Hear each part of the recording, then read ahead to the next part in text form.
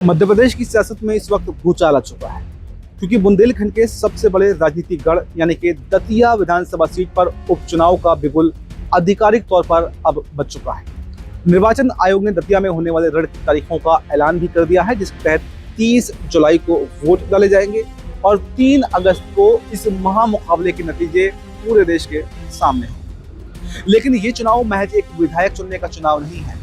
ये चुनाव मध्य प्रदेश भाजपा के सबसे कद्दावर चेहरों में से एक और मध्य प्रदेश के पूर्व गृह मंत्री डॉक्टर नरोत्तम मिश्रा की सक्रिय कूटनीतिक वापसी का एक लिटमस टेस्ट भी है। कांग्रेस विधायक राजेंद्र भारती की सदस्यता रद्द होने के बाद में खाली हुई इस सीट ने पूरे सूबे की राजनीति का तापमान बढ़ाकर रख दिया है। दतिया विधानसभा सीट पर उपचुनाव की घोषणा भले ही अब हुई हो, लेकिन भारतीय जनता पार्टी ने महीनों पहले से यहाँ पर अपनी फील्डिंग सजानी शुरू कर दी। बीजेपी के खेमे से पूर्व गृह मंत्री डॉक्टर नरोत्तम मिश्रा का नाम सबसे मजबूत और इकलौते दावेदार के रूप में सामने आ रहा है। राजनीतिक विश्लेषकों का मानना यह है कि अगर पार्टी नरोत्तम मिश्रा को मैदान में उतारती है और यहां से जीत दर्ज करते हैं, तो ये मध्य प्रदेश की मुख्य धारा की राजनीति में उनका एक बहुत बड़ा री-कमबैक होगा। सूत्रों की अगर माने तो नरोत्तम मिश्रा पिछले कई महीनों से दतिया के गाँव में चौपाल लगा रहे हैं, कार्यकर्ताओं को रिचार्ज कर रहे हैं और पिछले चुनावों में जो नाराज स्थानीय नेता थे उनको भी मुख्यधारा में जोड़ने के लिए एड़ी चोड़ी का जोर लगा रहे हैं। बीजेपी इस बार किसी भी कीमत पर भीतर घात का शिकार नहीं होना चाहती है और पूरी एकजुटता के साथ में इस रण को जीतने की रणनीति पर काम कर रही है। लेकिन कहानी में ट्विस्ट यहाँ पर खत्म नहीं होता।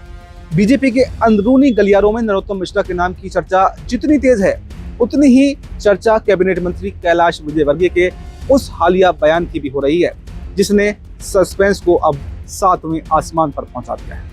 विजयवर्गीय ने अपने बयान में साफ कह दिया था कि नरोत्तम मिश्रा को अभी से दतिया का अधिकृत प्रत्याशी मान लेना जल्दबाजी होगी। इस बयान के बाद में राजनीतिक पंडितों के कान जो हैं अब खड़े हो गए हैं कि भाजपा आला कमान के दिमाग में आखिर चल क्या रहा है, क्या कोई सरप्राइज कार्ड देने की तैयारी चल रही है।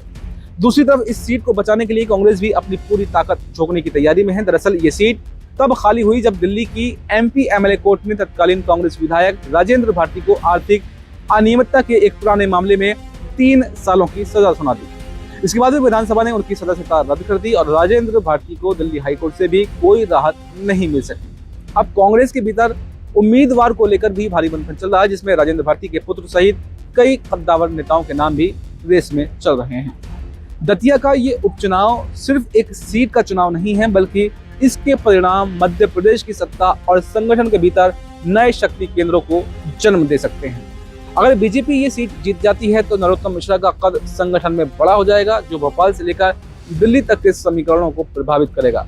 वहीं कांग्रेस के लिए ये चुनाव अपने अस्तित्व को बचाने, कार्यकर्ताओं का मनोबल बढ़ाने और ये साबित करने की बड़ी चुनौती है कि बुंदेलखंड में अभी भी उसका हाथ कहीं ना कहीं मजबूत है। 30 जुलाई को होने वाली वोटिंग और 3 अगस्त के नतीजे ये तय करेंगे कि दतिया की जनता कड़े फैसले लेने वाले नेताओं को चुनती है या फिर कांग्रेस के प्रति सहानुभूति दिखाती है।